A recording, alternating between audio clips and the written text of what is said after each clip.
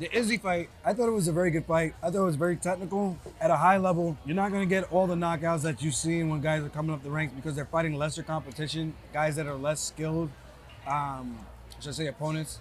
You know, I don't want to get canceled.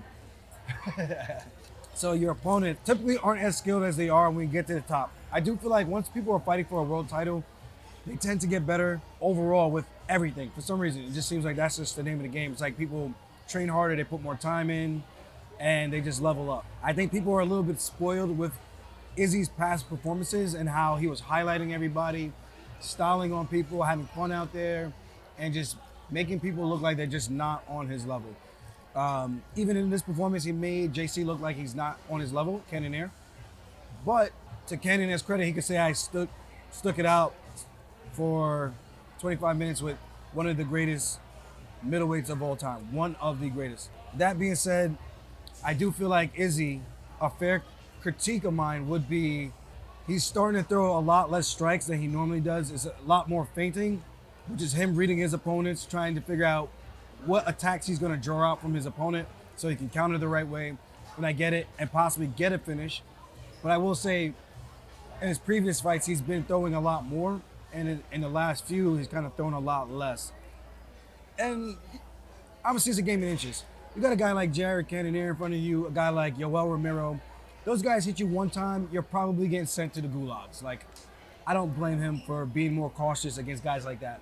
You got to play safe. The name of the game is winning and get your hand raised and to make as much money as you can while you're in this spotlight.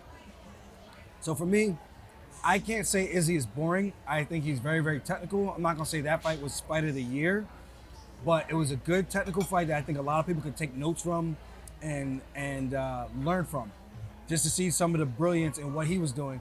And I think JC, man, he had a couple of opportunities, Cannonier, to get takedowns. When he had that body lock, all he had to do was step his hips in front. He would have pulled Izzy over his hips and taken him down all day long. Now, obviously he's not a wrestler by trade, but those are the type of situations that he needed, in my opinion, to win that type of fight. He needed to chew up the lead leg of Izzy, make him pay for sitting on the outside, crash him with kicks when he can, and try to get the fight down to the ground like Blachowicz did. And I think that would have been his path to victory, but easier said than done against a guy like Adesanya. Super hard to get a hold of, super slick, nice and technical, long rangey. But Cannonier had the range too, so I don't know, man. It was just such a tough fight on both sides, but I think both guys fought brilliantly for the most part. JC obviously came up short, so he could have done some things better, obviously. But for the most part, I think Izzy did what he needed to do to get the job done.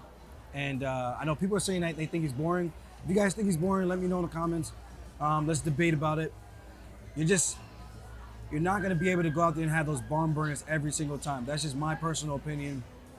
I'm not fighting the Hugo Viennas. I'm not fighting, in no disrespect, I'm not fighting Cody Gibson anymore. I'm not fighting Takeya Mizugaki. I'm not fighting the TJ Dillshaws, the Piotr Jans, the Corey Sandhagens, the guys at the top of the division, the Jose Aldos, the top of the top. Those guys barely and rarely make mistakes.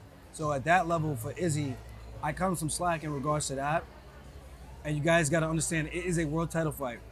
There's big consequences. It's like, why even train for weeks and weeks and weeks if you guys just want us to go out there and just slang and bang and not use our fight IQ that we worked on the entire week, or weeks, I should say, leading up to the fight? It doesn't make any sense. So I get you want action, but it's like, does the game plan just go out of the window in hopes to give the fans action? Like, I know you guys pay the bills, but you gotta be fair. Can't just expect guys to just go out there and just throw caution to the wind and not try to get the dub. Gotta try to get the dub.